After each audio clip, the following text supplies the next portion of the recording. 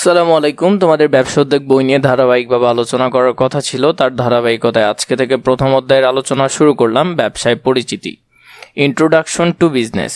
আমরা এই বইগুলো আসলে পড়ছি এলোমেলোভাবে, তাই আমাদের অনেকগুলো কনসেপ্ট বুঝতে কষ্ট হচ্ছে এবং সবচেয়ে বেশি সমস্যা যেটা দেখতে পাচ্ছি যে তোমরা বইটাকে খুব বেশি অবহেলা করছো, পড়ছো না। কিন্তু এই বইটাতে প্লাস পেতে গেলে তোমাকে অনেক বেশি লিখতে হবে, ইনফরমেশনগুলো কারেক্ট হতে হবে, এমসিকিউ বেশি পরিমাণে হতে হবে।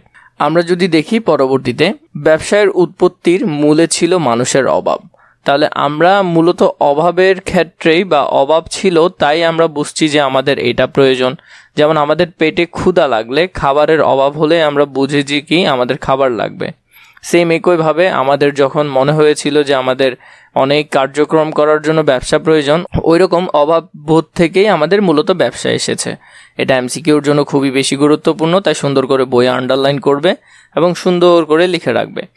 অভাব পূরণের লক্ষ্যেই মানুষ বিভিন্ন অর্থনৈতিক কর্মকাণ্ডর মাধ্যমে উপার্জনের প্রচেষ্টায় জড়িত হয়। মূলত আমাদের অনেক কিছুর অভাব আছে, টাকার অভাব আছে, খাবারের অভাব আছে, খাবার কিনতে আবার টাকা লাগে। এজন্যই আমরা বিভিন্ন অর্থনৈতিক কর্মকাণ্ড, যেখান থেকে আমরা কি উপার্জন করতে পারবো, টাকা উপার্জন করতে পারবো, সে বিষয়ের সাথে আমরা জড়িত হয়ে যাই। তাহলে আমরা যদি দেখি এখানে মূলত অর্থনৈতিক কর্মকাণ্ড ও লেনদেনকে ঘিরেই উদ্ভব হয় ব্যবসায়। তাহলে ব্যবসায়ের উদ্ভব হয়েছে কোথা থেকে? মূলত অর্থনৈতিক কর্মকাণ্ড এবং লেনদেনকে ঘিরে, যে টাকার লেনদেন আছে সেটাকে ঘিরে। এই অধ্যায় থেকে আমরা ব্যবসায়ের ধারণা, উৎপত্তি, বৈশিষ্ট্য, প্রকারভেদ, ব্যবসায়িক পরিবেশের বিভিন্ন দিক সম্পর্কে বিস্তারিত জানতে পারবো। আমার এই ভিডিওগুলো কাদের জন্য? যারা ধৈর্য ধরে পড়তে পারবে তাদের জন্য। যারা খুবই তাড়াতাড়ি পড়তে চাচ্ছ তাদের জন্য এখন না, পরবর্তীতে বই পুরো আলোচনা হয়ে গেলে আমরা সাজেশন ভিত্তিক পুরো বইয়ের একটা রিভিউ ক্লাস আনবো, এটা দেখতে পারো তোমাদের জন্য। কিন্তু ওইখানে বিস্তারিত আলোচনা করা হবে না, জাস্ট উপর থেকে দেখিয়ে দিয়ে চলে যাওয়া হবে যে এই বিষয়টা আসতে পারে। ব্যবসায়ের ধারণা, কনসেপ্ট অফ বিজনেস। ব্যবসা শিক্ষার শিক্ষক জনাব আসাদুজ্জামান নবম শ্রেণীর ব্যবসা উদ্যোগ বিষয়ে প্রথম ক্লাসে আসলেন। এগুলো প্রয়োজন নাই। শিক্ষার্থীরা তাকে আন্তরিকভাবে স্বাগত জানালো। শুভেচ্ছা বিনিময়ের পর তিনি শিক্ষার্থীদের সকলের উদ্দেশ্যে প্রশ্ন রাখলেন, তোমাদের মধ্যে কে কে ব্যবসায় পরিবার থেকে এসেছো? একজন শিক্ষার্থী বলল, তার বাবা চালের ব্যবসা আছে। আরেকজন শিক্ষার্থী বলল, তার বাবার হাঁস মুরগির খামার আছে। আরেকজন শিক্ষার্থী বলল, তার বাবার ওষুধের দোকান আছে। অন্য একজন শিক্ষার্থী বলল, তার মায়ের একটি বিউটি পার্লার আছে।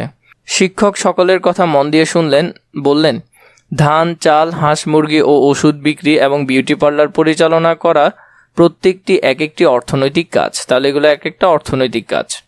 তোমাদের অভিভাবকদের সবগুলো অর্থনৈতিক কাজ ব্যবসায়ের অন্তর্ভুক্ত হবে যদি তারা জীবিকা নির্বাহ ও মুনাফা অর্জনের আশায় উক্ত কাজগুলো করে থাকে। তো এই বিষয়টা কিন্তু গুরুত্বপূর্ণ। এখানের মধ্যে আমাদেরকে যে বিষয়টা দিল সেটার মধ্যে দেখো, ব্যবসা হতে গেলে তাহলে এখান থেকে দুইটা টপিক আমরা পাচ্ছি। একটা হলো যদি তারা জীবিকা নির্বাহ ও মুনাফা অর্জনের আশায় এটা করে।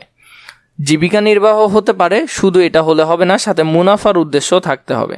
তাহলে এই কাজে কিসের উদ্দেশ্য থাকতে হবে? ব্যবসা হতে হলে মুনাফার উদ্দেশ্যটা থাকতেই হবে, যে তুমি টাকা উপার্জনের জন্য এই কাজটা করছো, তাইলে এটা ব্যবসা হবে, না হয়তো হবে না। এরপরে যদি দেখি এই প্রশ্নটা কতে আসতে পারে, খুবই গুরুত্বপূর্ণ। সাধারণভাবে মুনাফা অর্জনের লক্ষ্যে পরিচালিত অর্থনৈতিক কর্মকাণ্ডকে ব্যবসা বলে। তাহলে কোন বিষয়কে ব্যবসা বলে?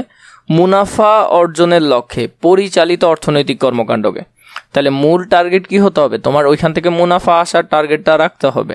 অথবা তুমি চাচ্ছ যে তোমার ঘরে প্রতিদিন 5টা ডিম প্রয়োজন, তাই তুমি 5টা হাঁস পালছো, তাহলে এটা ব্যবসা হবে না। এটা তোমার পরিবারের চাহিদা মেটানোর জন্য করছো। কিন্তু সেমভাবে তুমি চাচ্ছ যে তোমার প্রতিদিন 100 টাকা করে প্রয়োজন, তুমি 10টা হাঁস থেকে 10টা ডিম পাচ্ছ, সেগুলো বিক্রি করে টাকা পাচ্ছ, তুমি এটা নিয়ে ব্যবসা করার চিন্তা করছো বা অর্থ উপার্জনের চিন্তা করছো, তখন এটা ব্যবসা হবে। পরিবারের সদস্যদের জন্য খাদ্য উৎপাদন করা, হাঁস মুরগি পালন করা, শাকসবজি চাষ করাকে ব্যবসা বলা যায় না, তাহলে এগুলোকে ব্যবসা বলা যাবে না। কিন্তু যখন কোনো কৃষক মুনাফার আশায় ধান চাষ করবে বা সবজি ফলায়, তা ব্যবসা বলে গণ্য হবে। তাহলে ব্যবসা হতে হলে তাকে কি হতে হবে? মুনাফার আশার বিষয়টা রাখতে হবে, যে আমি এখান থেকে টাকা পাবো।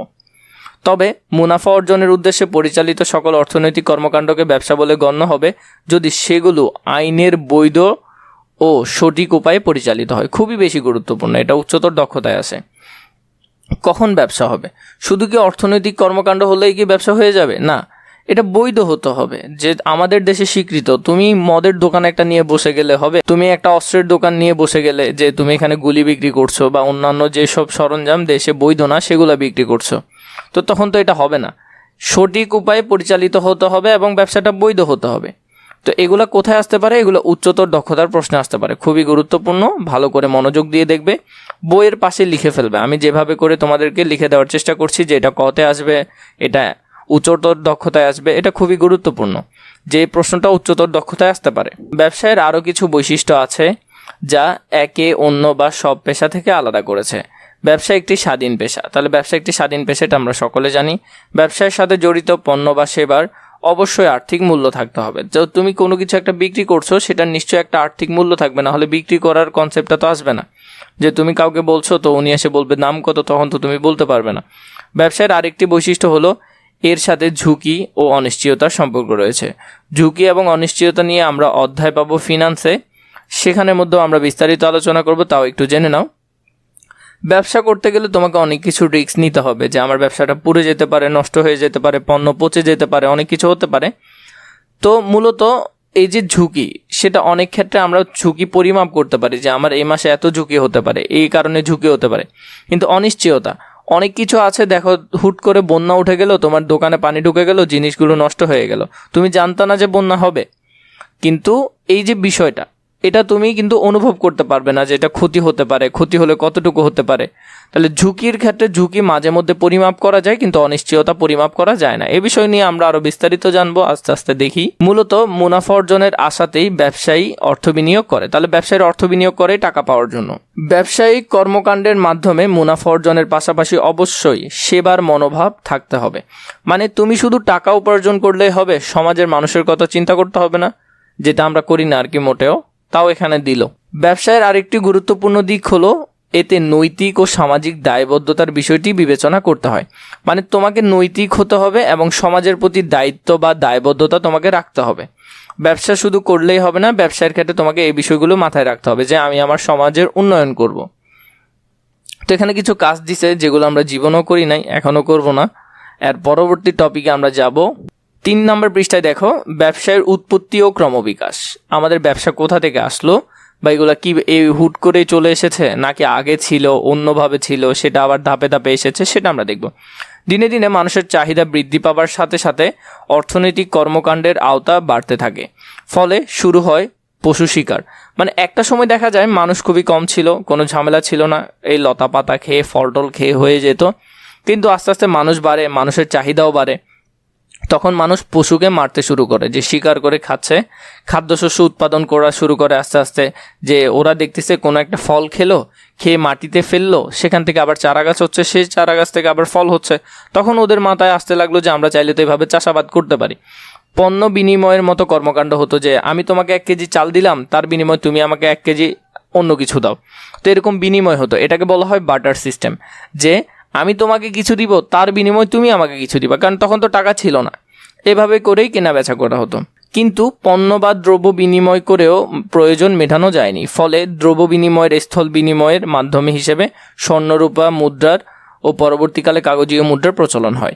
মানে এক সময় গিয়ে দেখা যায় যে অনেকে বলে আমি ধান উৎপাদন করতেছি, এটাতে এত পরিশ্রম লাগতেছে, আর তুমি অন্য কিছু করতেছো, সেটাতে পরিশ্রম কম, তো তুমি আমার এটা কেন, এত পরিশ্রমের জিনিস তুমি আমাকে সেম ওজনের কেন দিবে?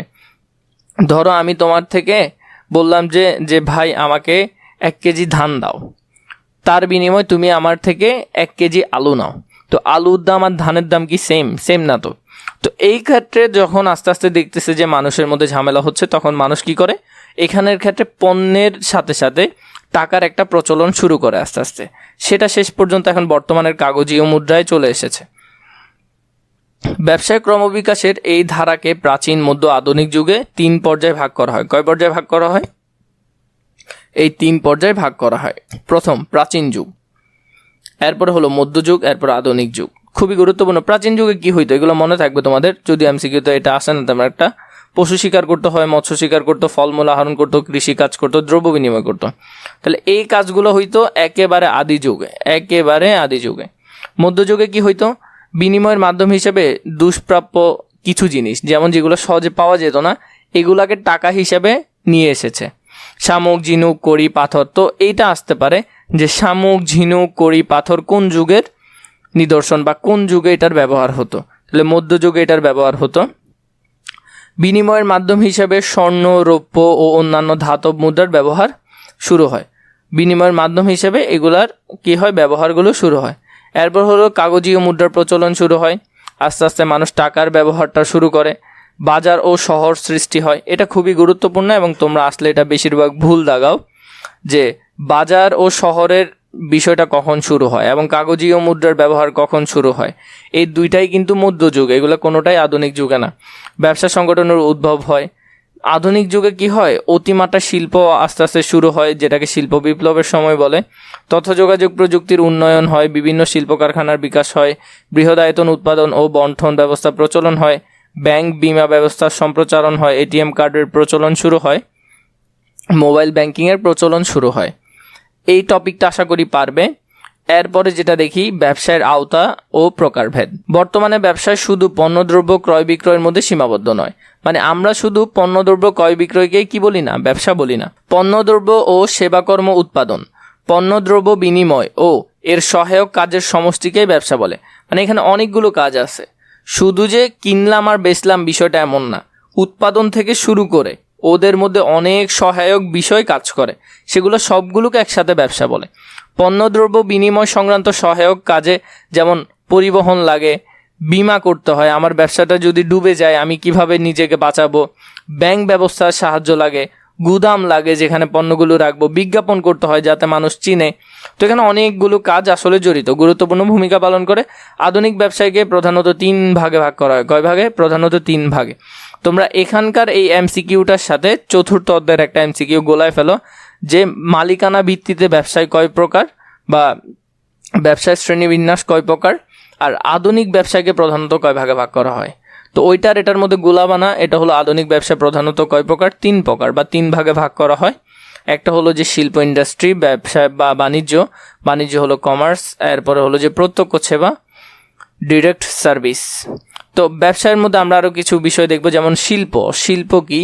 আসলে শিল্প নিয়ে আমরা পরবর্তী টপিকে তো আরও বিস্তারিত আলোচনা করবো। এখন দেখে নাও শিল্প এখানে 5 প্রকার দিয়েছে: প্রজনন, নিষ্কাশন, নির্মাণ, সেবামূলক, উৎপাদন। এরপরে বাণিজ্যের মধ্যে কিছু বিষয় আছে, বাণিজ্যকে ট্রেডও বলে অনেকে। পণ্য বিনিময়, এখানে ক্রয় বিক্রয়, পরিবহন, গুদামজাতকরণ, ব্যাংকিং বা ব্যাংক, বিমা, বিজ্ঞাপন, এগুলো জড়িত। এই 6টা বিষয় সাধারণত জড়িত থাকে। প্রত্যক্ষ সেবা। প্রত্যক্ষ সেবা হলো যে তোমাকে সেবা দিবে, কোনো পণ্য বিক্রি করবে না, কিন্তু তার বিনিময়ে টাকা নিবে। যেমন আইনজীবীরা সেটা করে, ডাক্তাররা করে, প্রকৌশল বৃত্তি যারা ইঞ্জিনিয়ার আছে ওরা করে, অডিট ফার্ম যেটাকে আমরা সিএ বলি বা চার্টার্ড অ্যাকাউন্টার বলি, ওরা যেটা করে। এখানে কোনো কিছু বিক্রি হয় না, এখানে জাস্ট নিজের মেধাটাকে বিক্রি করা হয়, সেবাকে বিক্রি করা হয়। ইন্টারনেট সেবা, কেয়ার গিভিং। তো এই যে এগুলো আছে, এগুলোতে কোনো পণ্য বিক্রি করা হয় না, এগুলোতে কি বিক্রি করা হয়? সেবা বিক্রি করা হয়। পরবর্তী টপিকগুলো লাগলে নিশ্চয়ই কমেন্ট করবে, আর আমাদের বইগুলো প্রয়োজন হলে কেনার জন্য আমাদেরকে এই নাম্বারে হোয়াটসঅ্যাপে মেসেজ করলেই হবে।